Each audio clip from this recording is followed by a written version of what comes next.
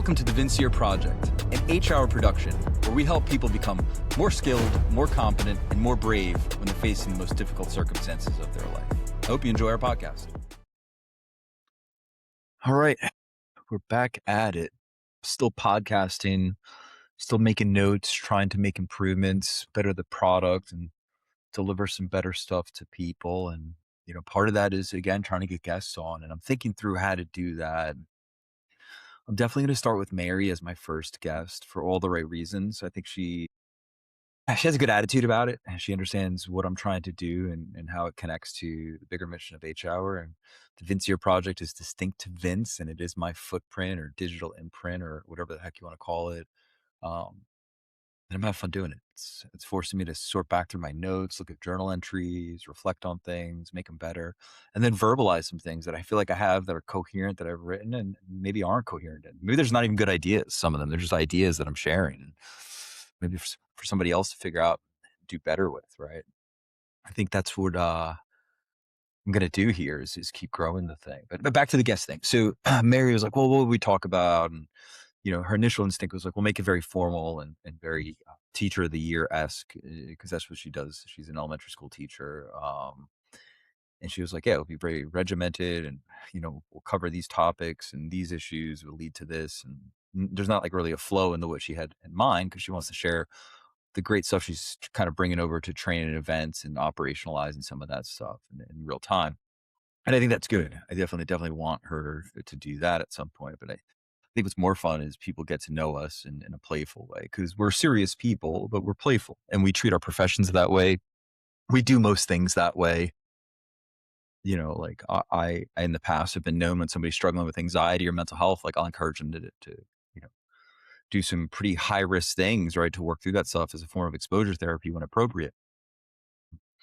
That's part of this too. And getting to that point, you have to war game, for lack of a better term. Some people call it planning, preparation, modeling, rehearsing, discussing, talking through. We whiteboard a lot. We like the whiteboard. We have a small whiteboard in the house. We have a big whiteboard in the house. We like flow documents, like a Google Doc or a note. We'll just go back and forth on a thing and go back and forth and iterate and kind of tease it over and process. Because what we find is that there's really not many decisions day to day that need to be made in a hurry. The greater majority of big decisions that matter significantly, that will have a massive impact on life, there's a whole series of choices that led to that particular decision. But there's maybe like 2 or 3 a year that I find are like that's significant, where you could measure over time the impact that they've had physically down through financially on my life, my family's life, the world around us, and everything else that encompasses that. So I think we'll trend more towards a zombie apocalypse in terms of what we're planning and preparing for, as opposed to an actual war. Because when we talk about that things, we're explicit and we're graphic, and we kind of take the fun out of it, because there's nothing fun about that stuff. But I think a zombie apocalypse would be fun. We'll use it as like a thought study scenario and kind of walk through that and discuss and share with people kind of how we think about things. Because when people reach out to us, and clients or other professionals, colleagues, and just folks we work with closely, right? Those conversations are very forthright. And they mean this, when you call somebody that is a serious person, you can be lighthearted for a bit, but you have to get right to what it is and be direct. And how we discern information is like that. That's the best way that we know how to do it. And I feel like many of the people that we work with appreciate that directness, as opposed to like your bigger box corporate entities that you deal with. They're very formalized. If you even do deal with a human being in many cases, think of any of the big companies, right? They have so much automation. It's not actually a human. It's just a matter of shareholders that own the software that run the particular thing. But that's very much a different podcast, I think. So yeah, we'll do zombie apocalypse, and we'll talk about how we would establish Ruizistan and what that would look like and feel like, and what it means to take account for all the stakeholders in that kind of planning and rhythm and stuff. So, I think what happens in that story kind of leads to today's podcast. Is I take way too long to get to it. Because I'm sloppy and doing too many things at once right now. But I made a note here, I've noted on this and journal on this extensively for at least 13, 14 years, starting in rehab. So it'll be 14 years this year, right? And who gets better and who doesn't. All right. And the first time I posed the question to myself, right, it's an internal dialogue is, or monologue, I guess, right, is who gets better or don't. It was like, hey, whoever like isn't doing drugs or alcohol is going to get better. Whoever is doing drugs and alcohol, they may continue to struggle in some capacity, right? And it was very black or white thinking. It was all or none, and it took out some of the nuance. Yet in the beginning of my process and changing my mindset about what I wanted to be in the future and how do I want to package that up, I had to go to that place to kind of start with some polarization, who gets better and who doesn't. In all my professional work and counseling now at this point, 11,000 ish hours of counseling, direct and indirect services, and teaching the stuff, working with people closely, ton of executive coaching at this point, and being in the classroom with students, especially inform this stuff in the last few years. Who gets better and doesn't. I would say it just comes down to the super, super small things. And two core competencies is be a little bit humble and assume everybody you meet and everything you do is serving you and has something to teach you. In terms of law reciprocity, that first part, that service is you want to reciprocate that service, right? Hey, this person knows something I don't know. I want to be able to give them my cognition, perception, attention. It doesn't matter if I agree, disagree. I just want to share the space with them and demonstrate the utmost empathy that I can, common courtesy or baseline level of respect, really just being a decent human. And not ad nauseum and not at waste, right? That willingness to do that is a good indicator. The second part I would say is when people they present like a great enthusiasm to the learning process and changing how they think about particular things, right? That's who gets better and who doesn't. And I think the easy examples are people that have come from situations where they were battling the odds or they weren't the favorites necessarily. And I think that happens throughout people's lives where they have to make a concerted decision to decide whether they want to play or not. But I think it comes down to ultimately free will. I don't necessarily think it's willpower. I don't think it is something that is outside of our control or anything of that nature. I think I shared a few episodes ago some of the rules when it comes to competition and things to pay attention to. And part of that was the rules, right? And once somebody commits to reading the rule book of the particular thing, we start to rule out, eliminate, and cover some of the things that can or can't happen in that particular game. And I think that's what separates an expert from a novice is really just knowing the rules and the functionality of what they're allowed to do versus what they don't do. So back to who wins and who doesn't win, though. I'd say throughout life, I've observed and seen it's not always the most talented person that wins, though that can greatly help somebody in their circumstance. Picking the right thing to do with the right requisite talents is a force multiplier in a very, very special way. And that's what we see with world class surgeons, brilliant minds in business, sports performers, and things of that nature, anybody that sticks out. Yet they are singularly focused on that particular thing. So again, who gets better, who doesn't? Man, is it generally the person that singularly focuses on a particular thing to become the best at that particular thing? I think there's something to that. The generalist, in many cases, can achieve levels of success that are relative to whatever they're trying to do and to the greater population and masses. The expert, though, has shed the ability to compete in some of those other entities and things, right? And so I think that's it is whoever gets better and who doesn't is just self-selected. They've decided that they're going to make a market improvement or get better at a particular task for a long enough period of time. Then it becomes inevitable that they're trying to win. For me and my journey of purpose, and this happened long before I started the doctorate. It probably happened while I was finishing my master's in counseling, but I realized for myself, I was learning how to give things away and give it all away. And it's not absent with competition. It's not always received well, and people can struggle to conceptualize what I'm trying to do.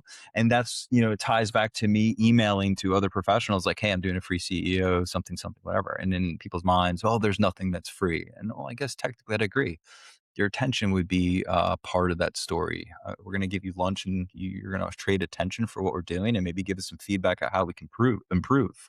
So, that's maybe the selfish part of it. But the selfless part of it is we still have to rent the space. We still have to buy the food. We still have to pay the people that are working it for us or with us. Right. And so operationally, right, we know that doing those things over a long enough period of time, meaning twice a year for the next 30 years, we're going to do 60 more free events. So we don't get too wrapped up in who comes or attends or doesn't. We just keep making notes and keep going throughout the time because those two people I referenced that didn't respond, that you figure would just give the courtesy email back, yes, no, whatever. Those two people aren't even going to be in those positions in the future, right? Maybe 1 or 2 more years they're in that position or below, and then they're gone, and then it's somebody else, and we're going to send the same exact email to that particular person. So when you're playing the long game, I think who gets better is the person that self selects and has a long enough vision of themselves going into the future. I mean, for me, I think running a small business and being an investor have been the two greatest gifts in the world, and doing them simultaneously, it did a lot of things for me. I think for me is I made a note here. Building H-Hour has reminded me of all of my character flaws. It reminded me in the most deep, meaningful way as I'm trying to build a business and trade my skills and knowledge for money with other people to an audience that doesn't exist in 2019. And I'm like, all right, I'm just going to cultivate this thing. I think that revealed all of my character flaws to myself. It was like the advanced level education of what the steps in the NA rooms did for me. I became aware of some of my things and try to make amend for some things, and some of the things other people didn't want to make amends for or weren't ready to. Right. And so that goes back to who will get better and who will not. Right. Hey, I will get better in spite of these people not accepting my apology. And there are people that didn't. Like they were like, hey, like you were dead wrong in what you did or whatever, and we needed to part ways. And there's nothing wrong with that. They did what was in their best interest to protect them. So then who doesn't, right? I think for me, the guy that doesn't get better there in that space is the guy that will just hold on to that. Well, hey, they didn't accept my apology. Well, the lack of awareness would be you're not mindful about maybe the damage that had been created during that period of time, that your behavior was beyond what was acceptable. It's radical acceptance. So in that story, I think that's who gets better and who doesn't get better is coming up with a mindset and understanding, right, that we don't want to get caught in between and banished to purgatory. So building a small business is the natural accelerator to reveal your character flaws to yourself. If you have insecurities of any kind, they will come out at some point because it's either going to be about your actual work itself and your skills and talent that you work so hard. It'll be a business thing that comes up along the way, dealing with some sort of entity or company or protocol procedure or another human being. And when you're trying to build a team, it's even more dynamic because people have very unique things that are very important and special to them. And I think, when I partner with people, it's sole intent of giving it away to them to help them get what they want, need, or to get better. And in part of that, people are like, well, aren't you afraid they're going to take your stuff or whatever? Yeah, like take it, use it. It's free. Make it better. Right? Like I don't have any strain on that. The strain for me, what I've learned for myself in those relationships over the last decade or so is that when somebody doesn't let me bet on their best idea, like, oh, I'm working on this best idea, but I don't want to share it with you. I want to tell you about it. I'm telling you what my best ideas are and how we're serving people. We're now an S Corp, and by 2028, we're going to be selling a piece of H hour. Like, hey, like, do you want a limited partnership anywhere from $10,000 to $25,000 to have access and control and get your dividend payment every quarter? Yeah, great. Hey, you want a general partnership? It's probably closer to 100 grand, and we'll form those general partnerships. And I already have gotten verbals from people of onesie twosies that want to do that. Is it going to work? I don't know if it's going to work or not. Right? It better work. Right? I have to ensure it. I have to back it up. I'm building a business, and we may never get to that because it's still, I don't know, it's 500 something days away in my clock, right? And so we're not even at that point. Those are just good ideas. There's so much stuff we have to operationalize and get done in the meantime to get to that point. But it doesn't mean that we deviate from that vision, because if my role and function to me in connection to me is to get better, I got to continue doing that. So alternatively, what do we do at H-Hour, right? Well, that's it. We deliver services to people. We help people become more skilled, more competent, so they could be more brave facing those difficult circumstances. Myself, Broke, and the team, that is what we do. At a personal level, it has revealed all of my character flaws. Every single one of them has come up at some point. Red flags, total red flags. And working closely with Brooke and, of course, my wife, observing this, they're both aware of who and what that is, just as I of other people we work with. Who is this person in relationship to me? It's not what I'm talking about. So character flaws, and then investing, man, it invited all of my psychological demons to stalk me.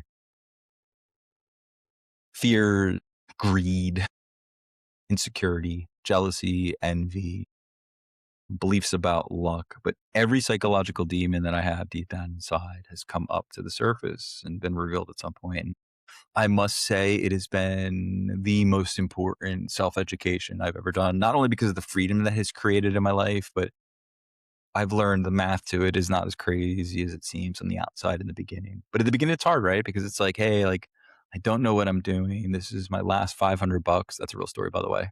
I don't know. I don't want to lose my money because I need this 500 to pay rent, right? And I don't want to be homeless again. And all those scarcity mindset things came back down to who gets better and who doesn't. And at that point, I started to callous myself to like, wait a second. Like my superpower is that I've been homeless. I've been strung out on drugs. I've been in wars, gun battles. People have tried to kill me. The other way around, something, whatever. Me and my friends, and once you kind of know yourself in a way like that, you just self-select in a way. I'm going to get better over the long haul, over the rest of my lifespan, the remaining days, whatever that is.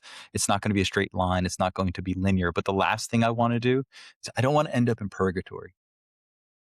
And so I want to use two examples to kind of wrap up the podcast today. This is where you don't want to end up is when the zombie apocalypse comes that Mary and I will discuss at some point. You don't want to end up in a space of purgatory. So let's use physical space, right? Is, if you use like CrossFit workouts as the modality or the methodology in this sense, right? And you do a really intense workout in a short time domain, a 5-minute workout as fast as you can, that's intensity. It also means though that maybe you're doing a longer form workout for an hour, right? You have to reach a certain threshold where you can form a different kind of intensity, right? But they're equally intense and they're just different expressions of that. Same thing in the classroom when we struggle to learn something, reading a page over and over again. But the outcomes of it are what other people will see because you'll be aware of it and it'll be expressed through how you walk, talk, and see the world. In the fitness space, what happens is they'll play it so safe that they never put themselves into a position where there may be potential to fail, right? And now we're not talking about severe injury or threat of peril, but their ego, right? Like, oh, this person's faster than me.